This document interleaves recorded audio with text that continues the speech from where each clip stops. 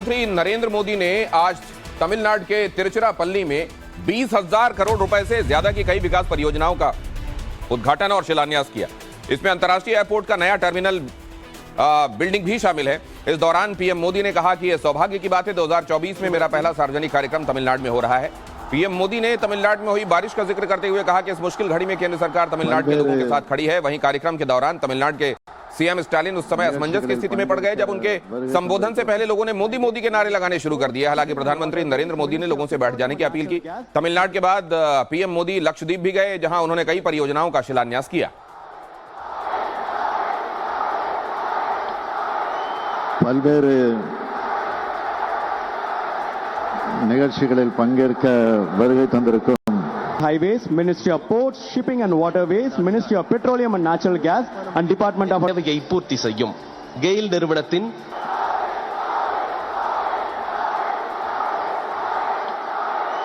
பல்வேறு Highways, Ministry of Ports. जो लोग मोदी सरकार के कामकाज पर सवाल उठाते हैं, उन्हें यह समझ लेना चाहिए कि मोदी सरकार का एक ही मंत्र है, सबका साथ सबका विकास। पीएम मोदी लक्षद्वीप, केरल और तमिलनाडु के दौरे पर हैं, जहां हिंदुस्तान विकास की नई गाथा लिख रहा है। जो लोग पीएम मोदी पर मुस्लिम विरोधी होने का ठप्पा लगाते हैं, उन्हें लक्षद्वीप का यह आंकड़ा जरूर ध्यान से देखना चाहिए। लक्षद्वीप में 96.58% मुसलमान रहते हैं, जबकि हिंदू केवल 2.77% हैं और ईसाई 0.49%। यह आंकड़ा देखकर अब मोदी विरोधी भी कहेंगे कि वाकई ये सबका साथ और सबका विकास ही है। अब एक नजर केरल के आंकड़ों पर भी डाल लीजिए। केरल में 54.73% मुसलमान रहते हैं, जबकि हिंदू 26.56% हैं और ईसाई सिर्फ 18.38%। तमिलनाडु में हिंदू 87.58%, ईसाई 6.12%, मुस्लिम 5.86% रहते हैं। लेकिन इन तमाम जगहों पर प्रधानमंत्री नरेंद्र मोदी विकास की योजनाओं को लोगों को और राष्ट्र को समर्पित करते हुए इन आंकड़ों को नहीं देखते। वो सिर्फ ये देखते हैं कि सबका एक जैसा विकास सुनिश्चित होना चाहिए। और अगली खबर यह है कि राम मंदिर और रामलला की प्राण प्रतिष्ठा कार्यक्रम की तैयारियों को लेकर आज दिल्ली से लेकर लखनऊ तक 2 बड़ी बैठकें हुई। दिल्ली में हुई बैठक में बीजेपी के आला नेता शामिल हुए, तो वहीं उद्घाटन तैयारियों को लेकर सीएम योगी ने भी बड़ी बैठक की। इस बैठक के दौरान सीएम ने कहा कि रामलला की प्राण प्रतिष्ठा का समारोह अलौकिक, अभूतपूर्व और अविस्मरणीय होगा। राम मंदिर राष्ट्र मंदिर के रूप में भारत की सांस्कृतिक, आध्यात्मिक और सामाजिक एकता का प्रतीक होगा। उन्होंने कहा कि यह ग्लोबल ब्रांडिंग का सुअवसर भी है। ऐसे में सरकार के स्तर से सभी अधिकारियों को सभी जरूरी प्रबंध करने के निर्देश भी दिए जा रहे हैं। 500 साल का इंतजार खत्म होने को है। 22 जनवरी अब ज्यादा दूर नहीं। इस बीच जहां पूरा देश राममय हो रहा है, तो वहीं विपक्ष समेत मौलानाओं की बौखलाहट बढ़ती जा रही है और बार बार विपक्षी नेता राम मंदिर के बहाने विवादित बयानबाजी कर रहे हैं।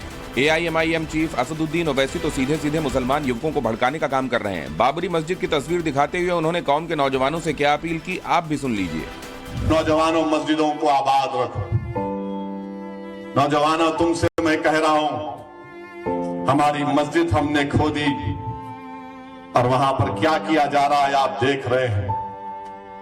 नौजवानों, क्या तुम्हारे दिलों में, हमारे दिलों में तकलीफ नहीं होती कि जिस जगह पर हमने 500 साल हय्या अलस सलाह और हय्या अल फलाह की सदाएं दी, जहां पर हमने बैठकर कुरान करीम का जिक्र किया, जहां पर हमने बैठकर सलात और सलाम के नजराने पेश किए, आज वो जगह हमारे हाथ में नहीं है।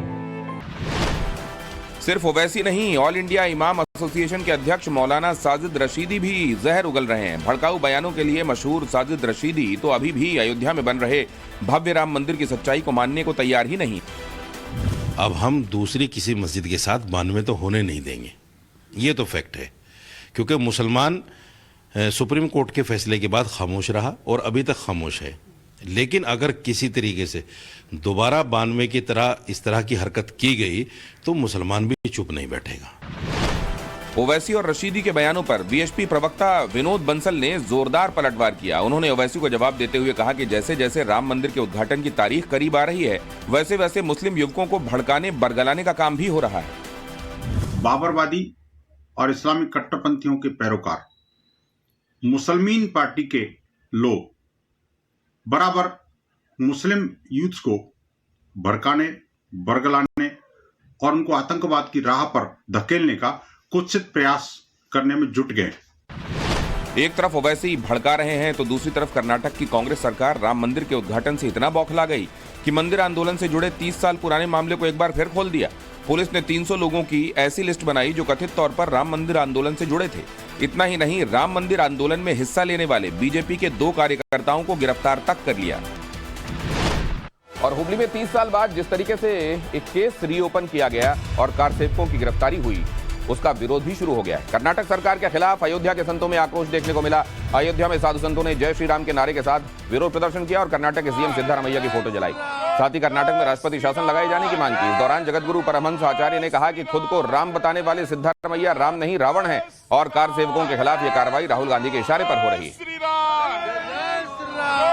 जय श्री राम, जय श्री राम, जय श्री राम, जय श्री राम, जय श्री राम, जय श्री राम, जय श्री राम, जय श्री राम। कल भूकंप, आज चमत्कार, खबर पर पूरी डिटेल आगे, लेकिन पहले देखिए जम्मू कश्मीर में जीरो टेरर प्लान पर अमित शाह की हाई लेवल मीटिंग में क्या हुआ। जम्मू कश्मीर के सुरक्षा मुद्दे पर गृहमंत्री अमित शाह ने आज दिल्ली में हाई लेवल मीटिंग की। बैठक में एनएसए अजीत डोभाल, जम्मू कश्मीर के उपराज्यपाल मनोज सिन्हा के साथ साथ राज्य के टॉप ऑफिसर्स मौजूद रहे। मीटिंग में कानून व्यवस्था की हालत, area domination plan, security grid, UAPA से जुड़े मामलों और जीरो टेरर को लेकर चर्चा हुई। साथ ही प्रदेश में जारी विकास योजनाओं की भी समीक्षा की गई। लोकसभा चुनाव को लेकर Bharatiya Janata party action mode में है। बीजेपी ने रणनीति पर काम करना शुरू कर दिया है। पार्टी ने ज्वाइनिंग कमेटी का गठन किया है। इस कमेटी की सहमति के बाद ही पार्टी में दूसरे दलों के नेता शामिल हो सकते हैं। वहीं 22 जनवरी के बाद प्रधानमंत्री नरेंद्र मोदी पूरे देश का तूफानी दौरा करेंगे। आज की मीटिंग में गृहमंत्री अमित शाह और अध्यक्ष जेपी नड्डा के दौरों पर भी चर्चा हुई।